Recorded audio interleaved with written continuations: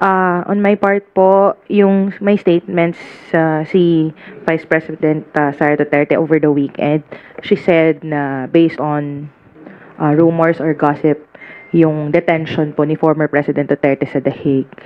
So, may basihan po ba yung ganitong comment from the Vice President?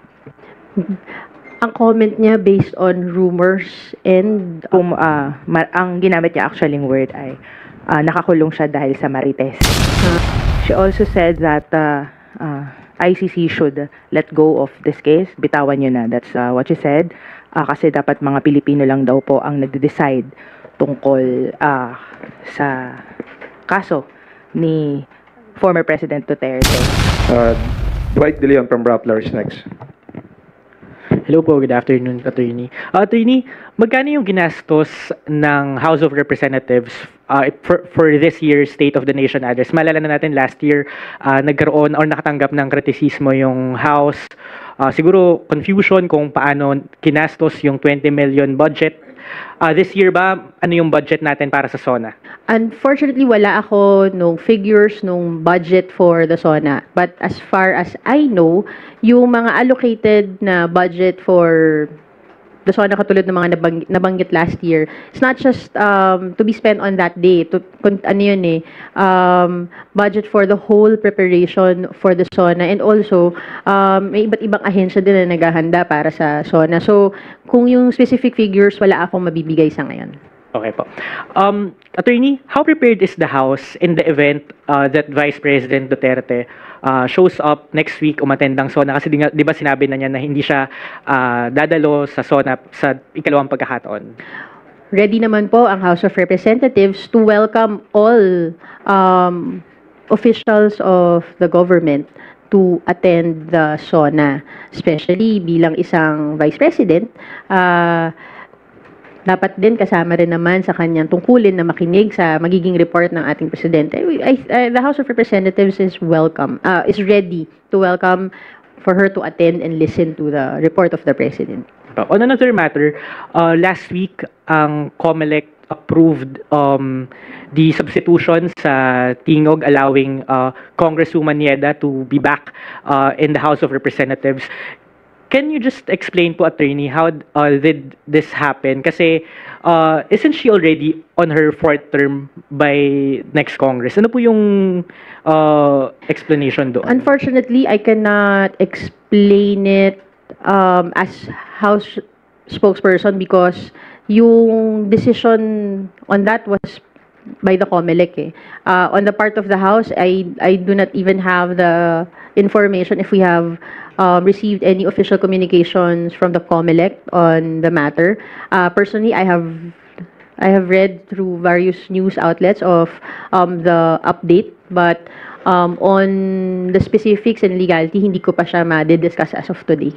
Okay, pero ma'am, ano na lang yung siguro sentimiento nyo as House spokesperson doon syempre sa mga kritisismo na mas nag-enable ng political dynasty yung ganitong ginawa na pag-angat kay Congresswoman Yeda bilang representative again of Tingog. So now, Speaker Romualdez, yung kanyang anak na si Andrew Julian, and also Congresswoman Yeda, they will all be part of the 20th Congress. The House of Representatives will only accept kung ano yung mga rulings ng COMELEC in situations like this. The House doesn't determine who are those that will be from the nominees of the party list kung sino yung uupo. It is based on the proclamations from the COMELEC. So as to opinions, hindi naman nagbibigay ng ganyang klaseng opinion ng House so far on that. Okay pa, thank you po. Thank you, Dwight. Next from GMA Online. Good afternoon po, Attorney.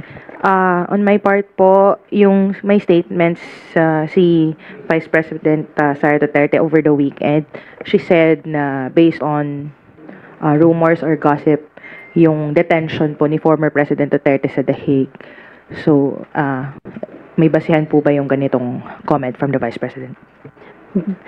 Ang comment niya based on rumors and Ang ginamit niya actually word ay nakakulong siya dahil sa Marites.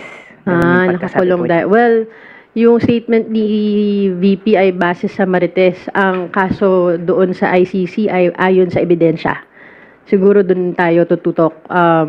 Kung ano yung pinagbabasihan ng mga reklamo, hindi ito galing sa anumang chismis. Ito ay galing sa mga ebidensya at mga testimonies ng mga witnesses. Follow up lang po. She also said that ICC should let go of this case. Bitawan nyo na. That's what she said. Kasi dapat mga Pilipino lang daw po ang nagde-decide tungkol sa kaso ni former President Duterte. Having said that, reasonable ba yung ganung appeal ni Vice President Duterte considering that there is no pending case filed against the former president here in the Philippines? Well, the House of Representatives are not hindi naman involve ang House sa ICC case. In fact, time and time again, sinabi na rin naman ng mga members of the House na hindi sila nakialam at nakikialam doon sa kaso sa ICC. So,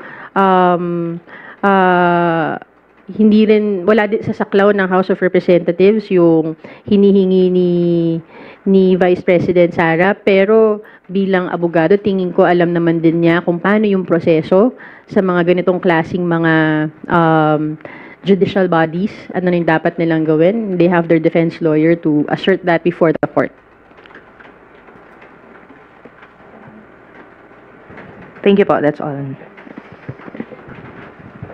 Thank you, Lenesca.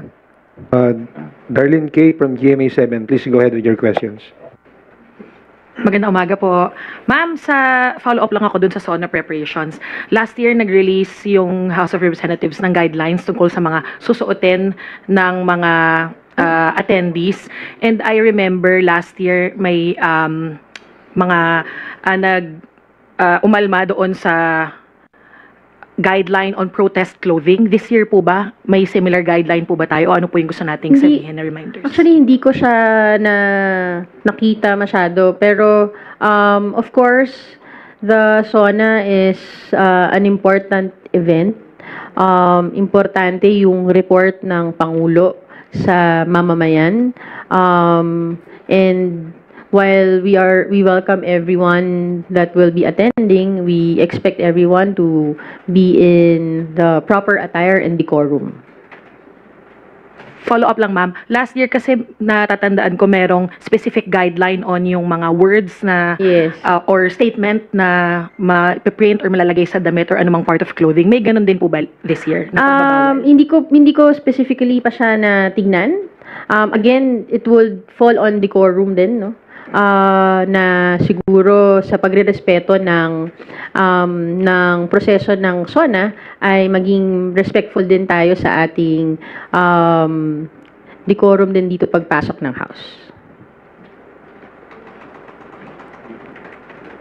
Are you done with your questions, Darlene? Thank you, Darlene. Rosalie Casagan from UNTV. Mag-follow up lang po on impeachment. May we know for the record, ano po yung naging tugon ng House dun po sa hininging information and documentation po ng Supreme Court on the impeachment case? Nilinaw ng House of Representatives sa Supreme Court na lahat ng naging actions ng House of Representatives ay ayon sa internal rules and regulations nito at ng konstitusyon. Yung tatlong impeachment complaints na na-receive ng December were acted upon within the 10 session day requirement of the Constitution. And the fourth impeachment complaint was acted upon also within the bounds of the Constitution as well, where we had 215 members of the House of Representatives signing before the Secretary General the complaint before it was transmitted to the Senate.